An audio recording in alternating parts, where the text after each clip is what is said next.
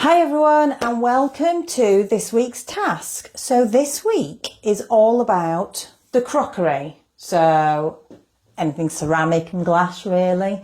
So I'm going to basically be doing everything that you need to eat off and drink out of in the kitchen. So first things first, how many people are in your house? That's the first thing you've got to think about. When you get visitors, if you get visitors, how many visitors tend to come at a time? Do they like tea, coffee? Do they drink wine? You know, what sort of occasions do you hold in your home? Do you have big dinner parties? Do you just have a couple of people that might stay and eat?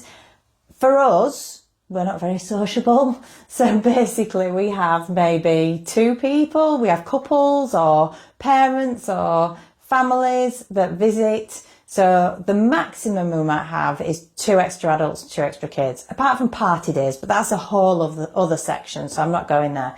Okay, so when you think about, and we're doing numbers first because we need to work out how many we need of each thing.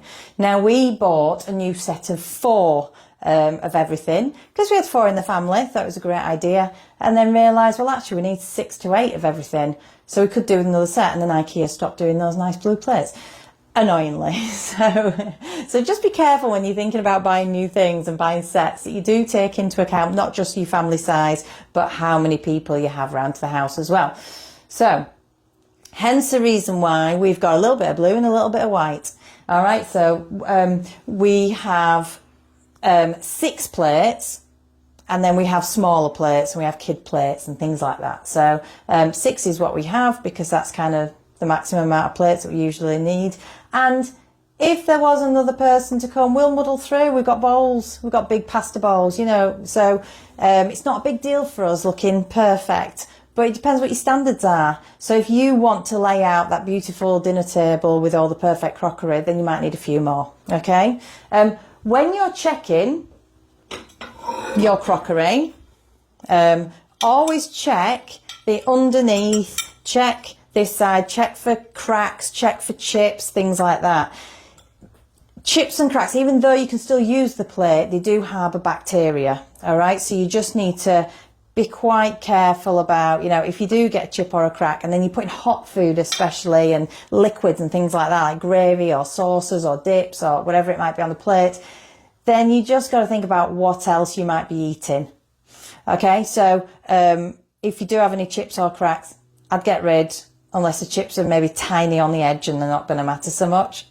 But again, it comes down to standards. All right, so check all your crockery and your cups, etc. for any chips.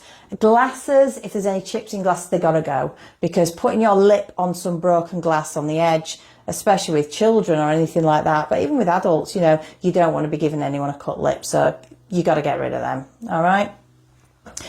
So we've done numbers, we've done standard, we've done checks. The other thing is placement. So have a think about where you place items. Now, think about weight as well. I've got a lot of weight in that cupboard saying that.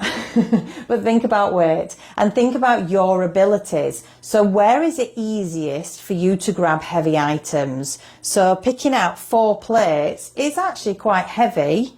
So, you know, where do you want to grab them to? Where's comfortable for you? Some people don't like going down too far. Some people don't like going up too far. So, you know, I normally suggest torso area. Although if you've got top and bottom cupboards, you've got a big gap where the torso area is. But generally heaviest things, kind of this sort of area. Although I've got my plates here, that is still nice and easy for me or us. And the tops of these cupboards or drawers, depends how your kitchen's laid out. But just, you know, have a think about where's easiest for the weight. Also, consider where your glasses and your cups are. Where are they? Are they all grouped together?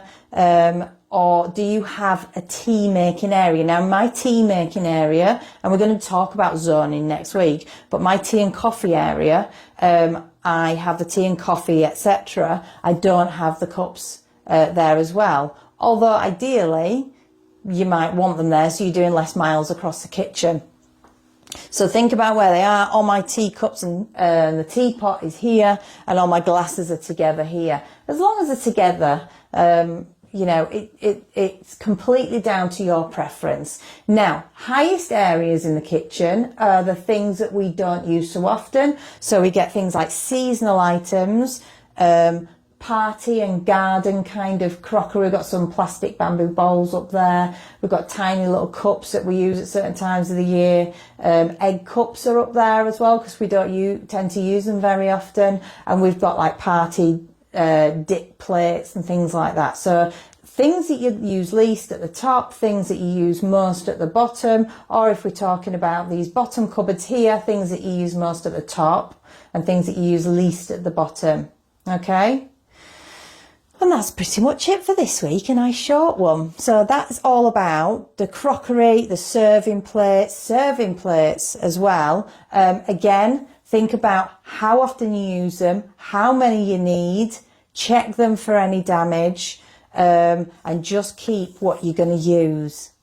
Might have to be ruthless. Enjoy. Any questions, please post afterwards and I'll be happy to answer them. Thanks for watching. Bye.